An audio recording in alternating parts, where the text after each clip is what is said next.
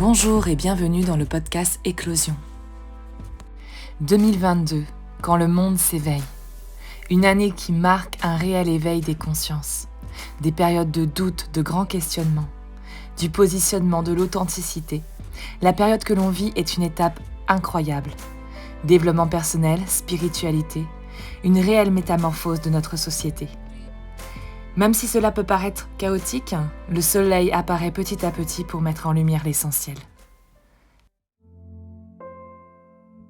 Je m'appelle Tiffany, je suis coach en métamorphose et thérapeute holistique. Guidée par mon intuition, mon souhait est de te permettre une reconnexion à ton être et à l'unité, en partageant avec toi mes réflexions, mes prises de conscience ou encore les clés qui m'ont permis d'avancer. Explorer de nouvelles pistes ensemble pour être de plus en plus conscient de notre plein potentiel, afin de transformer notre vie.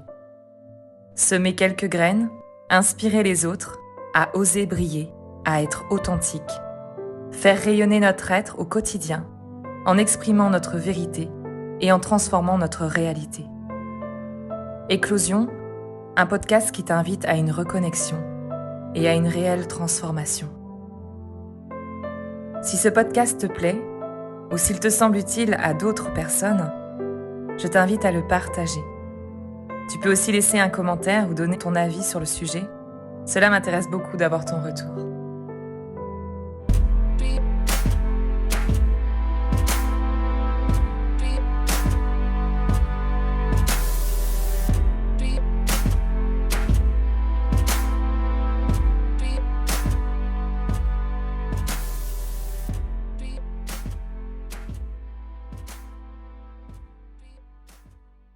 Bonjour à tous et ravie de vous retrouver dans ce nouvel épisode. Un épisode un peu différent des autres où j'avais vraiment envie de partager une réflexion personnelle sur différentes lectures que j'ai pu avoir sur les réseaux sociaux ou des observations tout simplement de notre quotidien. Je dirais que c'est certains écrits qui m'ont vraiment profondément inspirée à partager ma vision et mon expérience. Et entre nous, je trouve que beaucoup de choses sont en train de changer actuellement. Je trouve que nous vivons une époque d'éveil des consciences, une forme d'éveil spirituel, mais aussi un profond désir de changement qui est de plus en plus en train de s'exprimer de façon concrète. Beaucoup de conscience s'éveille. Beaucoup de personnes désirent enfin prendre les rênes de leur vie et ça fait du bien de voir ça. Sortir des schémas imposés par la société pour enfin atteindre la vie qu'on a vraiment envie de vivre, tout simplement. Une vie qui a du sens. Et je trouve que beaucoup de personnes sont prêtes enfin à entendre certaines vérités pour pouvoir avancer et surtout devenir le changement qu'ils souhaitent voir dans le monde. Je dirais que les consciences s'élargissent, les centres d'intérêt évoluent et une réelle quête de sens se fait ressentir. Alors avant tout, je voulais dire que vraiment ce podcast est un partage de points de vue personnels. Je ne dis pas détenir la vérité, je parle avec vraiment mes propres filtres et mes ressentis personnels. Et d'ailleurs, je vous invite à venir partager votre opinion en commentaire. Je serais ravie d'échanger justement avec vous sur le sujet. Et donc, ce podcast, il est parti de certains articles de personnes sur lesquels je suis tombée qui parlaient de spiritualité et d'une forme de ras-le-bol. Des personnes qui en avaient marre, en fait, de beaucoup de choses. Alors déjà, je dirais que ces lectures, elles ont déclenché vraiment mon envie de parler de ce sujet.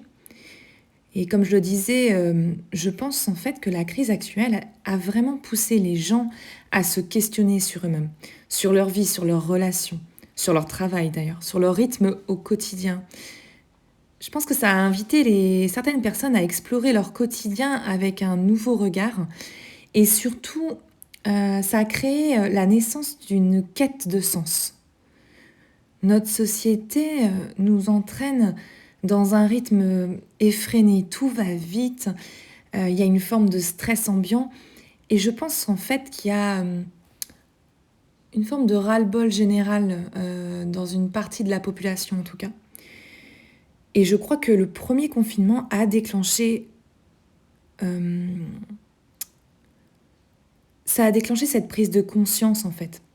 Ça a créé un ralentissement dans cette routine où tout s'enchaîne et nous empêche presque de ralentir. Et pourtant, ralentir, ben, ça nous permet de mettre plus de conscience dans tout ce que l'on peut faire. Ralentir et juste être en fait. Ressentir ce qu'il se passe en nous et être vraiment à l'écoute de ce qu'il se passe ici et maintenant. Apprécier l'instant présent tout simplement. Et peut-être réaliser aussi que nous passons souvent à côté de l'essentiel. Et je crois qu'il y a une véritable prise de conscience générale. En tout cas au niveau d'un grand pourcentage de la population qui se remarque de plus en plus. On peut d'ailleurs constater sur les réseaux sociaux, le développement personnel, les médecines énergétiques, les thérapies holistiques, et donc la spiritualité aussi, qui ont un vrai succès. Et c'est presque en fait devenu un effet de mode, je trouve. Et là, on peut distinguer autant du positif que du négatif finalement dans ce changement. Les gens se posent beaucoup de questions sur eux-mêmes et cela ouvre sur de nouvelles connaissances. Ça élargit notre regard sur la vie. Il y a quelques années, quand je faisais des recherches sur ces sujets, il y avait beaucoup moins d'informations et surtout, je trouvais qu'on étiquetait beaucoup les personnes un peu de perchées lorsqu'on parlait de tout cela. Et encore plus de spiritualité. L'autre côté, peut-être un peu plus négatif, c'est peut-être cet effet de mode. Parce que dans cet effet-là, je pense qu'il y a une forme de saturation sur les réseaux. Et je crois que lorsque l'on commence une forme de quête de soi, on a soif d'apprendre. On a envie de tout lire, de tout savoir. Et je crois que nous sommes beaucoup à croire que tout sera réglé ensuite. Comme s'il y avait une forme de ligne d'arrivée. Par exemple, j'entends souvent, et ça c'était aussi dans mon discours au début, à une période, quand j'aurai tout nettoyé, ce sera bon ensuite. Tout sera parfait après.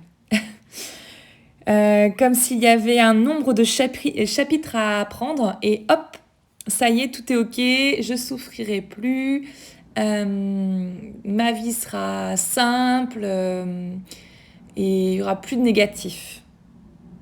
Et la mauvaise nouvelle, qui peut être perçue comme une bonne aussi, c'est que ce parcours, en fait, il est sans fin. Et loin d'être linéaire. Lorsqu'on commence à lire tous ces livres, on peut croire que l'on a tout compris, que c'est ok. Mais cette partie-là, je pense que ça reste très intellectuel. Et je pense qu'en fait que le processus, il est bien plus long, ou en tout cas bien plus profond. Pour moi, il y a vraiment un temps où on intègre des notions intellectuelles, mais après, il y a toute cette intégration intérieure dans notre corps, dans tous les différents plans, en fait. Euh, je pense qu'il y a une étape où on peut lire beaucoup et du coup, on cumule un savoir intellectuel. Et après, il y a ce temps où les compréhensions infusent en nous et s'intègrent petit à petit. Et d'ailleurs, on peut se rendre compte qu'un livre qu'on lit à un moment donné, si on le reprend plusieurs mois, plusieurs années derrière, parfois on va se dire, mais en fait, j'avais rien compris. Je pensais avoir compris, mais j'avais rien compris.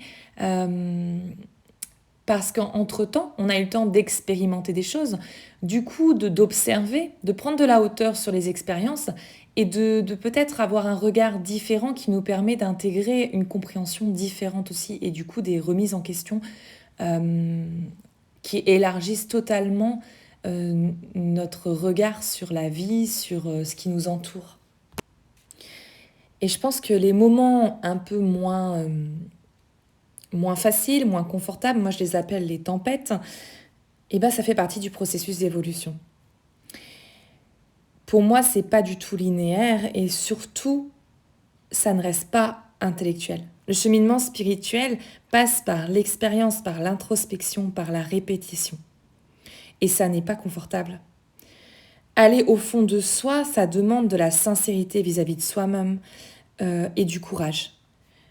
C'est se confronter à ses ombres et parfois, c'est super désagréable. Et même pas que parfois.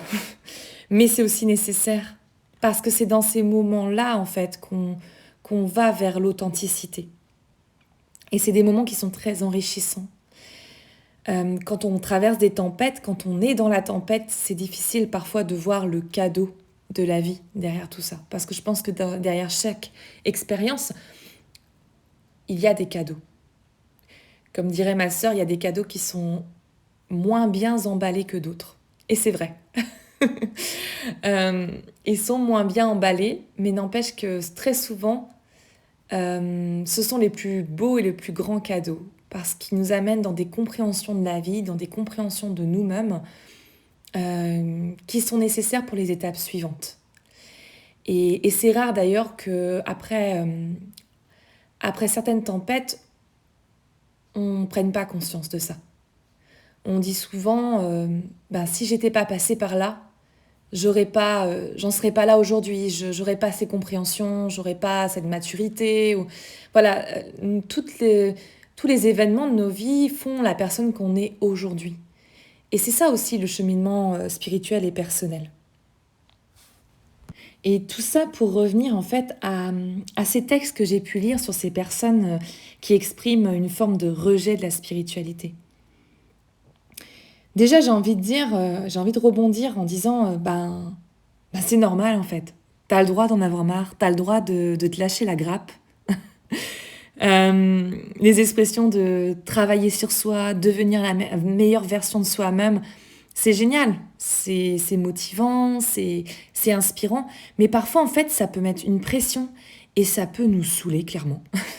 Parce que des fois, on n'a pas envie, en fait. On a juste envie de vivre l'instant et sans se mettre cette pression. C'est pas une course après la réussite de quelque chose. Pour moi, la spiritualité, c'est pas ça du tout. Parce que déjà, je pense qu'on est déjà la meilleure version de soi-même à chaque instant. Tout est juste à chaque instant. Car c'est dans l'expérience, en fait, que l'on chemine et que l'on apprend. Les pratiques comme la méditation, la respiration, le yoga ou autres, pour moi, c'est une façon de nous faire ralentir, de vivre l'instant présent. Une façon de prendre de la hauteur face aux événements. Une façon d'observer nos réactions, nos émotions. D'apprendre à observer, apprendre à mieux se connaître. Et aussi à nous libérer de certaines croyances qui nous empêchent en fait d'avancer, qui nous empêchent de nous réaliser pleinement. Tout ça, c'est nécessaire en fait. Je dis pas qu'il faut pas pratiquer tout ça.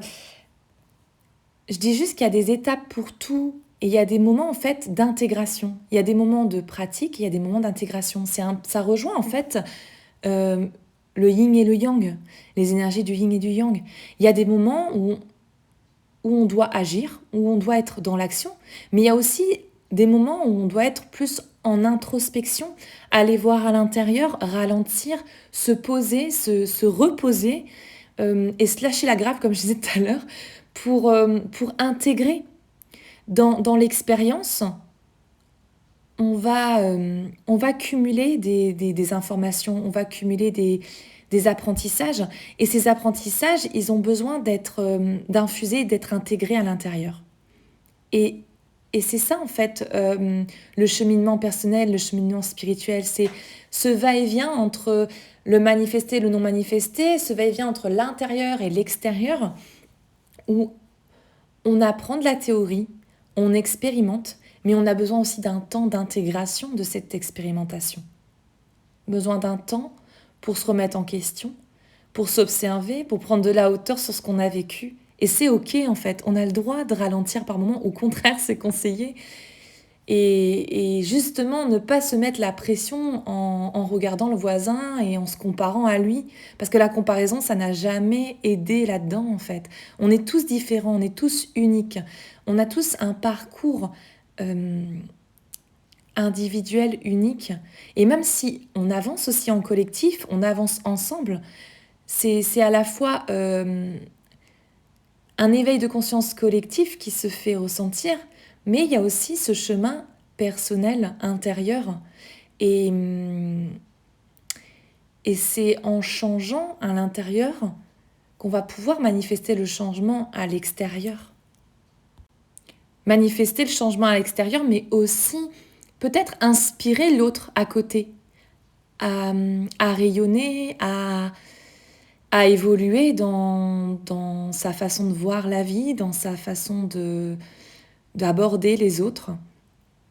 On dit souvent que... il y a une croyance collective qui nous amène souvent à croire que c'est égoïste, en fait, de penser à soi, que c'est peut-être un peu égocentrique d'aller tout le temps tourner les choses vers soi et penser à soi en priorité. Mais pour moi, c'est une des premières étapes importantes, en fait, dans cette réflexion personnelle et ce cheminement personnel. Parce qu'en fait, finalement, si on prend soin de soi et qu'à l'intérieur, on débloque des croyances, on libère des émotions, on va rayonner et ce rayonnement va éclabousser les autres, en fait. Ce rayonnement, ça va porter les autres aussi. Notre énergie va vibrer un taux vibratoire plus haut qui va peut-être, sûrement même, je pense, entraîner les autres et les inspirer. Et du coup, pratiquer des rituels, par exemple des rituels de lune, comme on peut voir souvent sur les réseaux, des exercices de développement perso ou autres, ce ne sont que des outils. Mais si tu n'es pas à l'écoute de ton élan intérieur, si tu ne respectes pas ton corps, qui te dit stop par moment, pause par moment, et que tu n'y mets pas de la conscience et de l'amour, c'est peut-être juste que le moment n'est pas approprié, en fait. Qu'il est juste temps de t'autoriser aussi à vivre tout simplement l'instant, sans te prendre la tête, tout simplement. C'est pas une course, mais bien un chemin individuel. Et chacun va à son rythme. J'ai vu une vidéo récemment d'une personne qui prenait l'exemple de deux élèves de niveaux différents. Par exemple, un élève de CP et un élève de 6e. Naturellement, on ne fera pas de comparaison entre ces deux élèves-là. Parce que les apprentissages ne sont pas les mêmes pour ces deux élèves. On ne se pose même pas la question, en fait. Et cela ne veut pas dire non plus que chacun n'a pas à apprendre de l'autre. Mais on n'est pas là en train de comparer le parcours. C'est comme, il y avait un autre exemple que cette personne utilisait que j'ai trouvé top. C'est cette histoire d'immeuble. Une personne qui est au premier étage ne peut pas avoir le même regard, la même vue que celui qui est au 10e. Le paysage, en tout cas le tableau qui va s'afficher, ne sera pas le même. Et c'est ok, en fait. On ne se posera même pas la question de dire comment ça tu vois pas ça. Bah non, je suis au premier étage, tu veux que je vois comment? Je crois qu'il faut vraiment se donner le temps d'intégrer chaque chose à notre rythme. Et surtout savoir que chaque âme a son programme, a sa place dans ce monde. La spiritualité est vraiment cet espace que l'on ouvre pour se reconnecter à notre âme, à notre cœur. Pour moi, cela est bien plus profond que de pratiquer du yoga, de purifier sa pièce avec de la sauge ou encore de faire des rituels particuliers. Regardez la vie, regardez les autres avec le cœur. Intégrer que rien n'est permanent. Retrouver cette innocence que l'on avait quand on était enfant, avec de l'émerveillement dans notre regard. Et vraiment prendre conscience de toute la beauté qui nous entoure, de toute l'abondance. On a tendance vraiment à toujours voir le négatif, mais il y a tellement de choses positives qui nous entourent. Et je crois que on a besoin de ça, de se rééduquer un peu là-dedans, à regarder tout ce que l'on a au lieu de voir tout ce que l'on n'a pas. Et surtout aussi intégrer que la vie n'est que mouvement. Le vivant est cyclique. Et c'est ok par moment d'être moins bien, de ressentir certaines émotions qui peuvent être plus négatives ou d'avoir des envies différentes. Le principal, c'est de trouver son équilibre d'une manière harmonieuse, de s'aligner intérieurement afin de s'exprimer dans notre véritable lumière. La spiritualité, elle se trouve dans notre capacité à aimer, dans la bienveillance, dans la compassion, dans l'honnêteté, le partage, le respect. C'est pour moi un espace de reconnexion à soi qui nous invite à nous défaire de nos jugements intérieurs. Ça nous permet de nous exprimer et d'explorer, de nous exprimer véritablement et d'explorer notre dualité en toute liberté. Actuellement, je sais que les énergies ne sont pas faciles. Il y a beaucoup de choses qui bougent et c'est pas évident d'accueillir tout ça. Et en même temps, je me surprends à trouver ça beau en fait. De voir l'éveil de toutes ces personnes.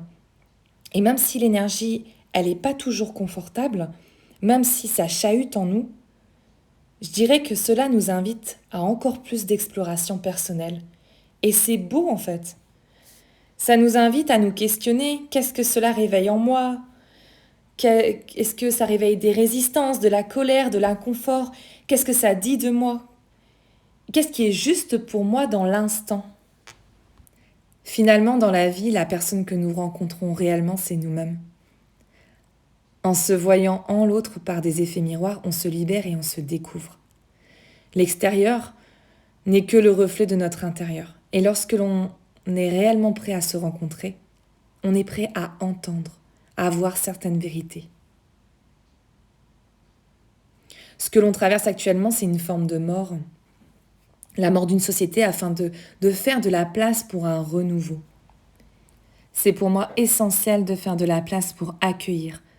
On ne peut pas remplir une coupe pleine. Tout est toujours parfait. La vie, c'est nous présenter ce qui nous fera évoluer. Et je finirai par cet élan et ce ressenti que j'ai depuis le début de cette année. Le mot qui vibre pour moi actuellement, c'est amour.